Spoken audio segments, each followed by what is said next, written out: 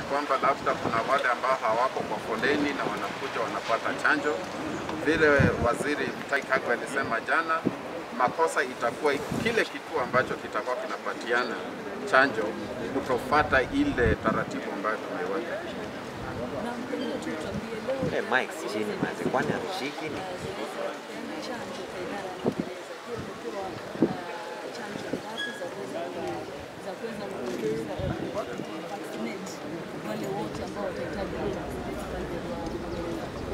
vile nimesikia kamishna mkuu wa magereza akisema, nafikiri wako na askari wa magereza 20,000 na hizi chanjo zinapatiwana kwa utaratibu. Tutawapatiwa kiwango fulani, watafanya chanjo, alafu baadaye watatupatia ripoti na tutawapatia zingine.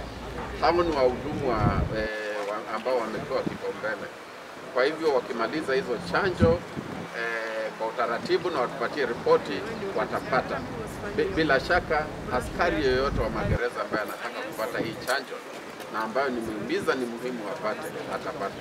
Na kumekuwa pia na madai ya kwamba chanjo AstraZeneca kuna tashwishi hapa na pale, na wengi wamesusia kwenda kuchukua chanjo hii.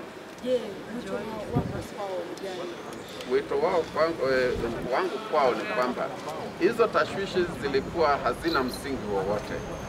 Mumeona hata wiki jana shirika la afya duniani WHO, shirika la madawa kule Europa zimesema kwamba yale madai ya kwamba damu inaweza gandana kwenye mwili hayana msingi kisayansi. Walifuatilia na wangeweza kudhibitisha hayo. Mmepata ripoti jana kutoka Marekani, vile vile hii vaccine imepatikana kwamba inasaidia hata wale ambao ni watu wazee wa miaka 65. Kwa hivyo hayo madai hayana msingi, na mimi kitu ambacho nimefurahi hasa kuanzia wiki jana, wakati hii madai ilitupiliwa mbali, watu wamejitokeza kwa wingi sana, na chanjo watu wanaendelea kupata. Jana tumechanja watu 8,000 na nafikiri leo hata tutapata zaidi. Kufikia mwisho wa wiki hii, labda kila siku tutakuwa tunachanja watu 10,000, na kufikia wiki ijayo ambako tunaenda kufungua vituo vingine vingi, watu watakuwa wanapata chanjo kwa urahisi pale wapo.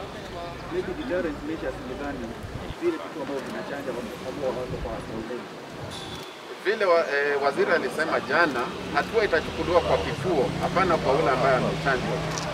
Zile vituo ambazo hazifati kanuni ambazo tumeweka na taratibu hiyo zitachukuliwa hatua. Daktari, ningependa kujua hii chanjo iko na madhara ama side effects kwa mtu ambaye tuseme ana maradhi ya kisukari hivi. Vile vile barozi kutoka Uingereza jana amesema wao watatumia chanjo yao kutoka Uingereza na kwamba watu itikia chanjo ambayo inatoka hapa nchini. Kuna kitu ambao najua hatujui?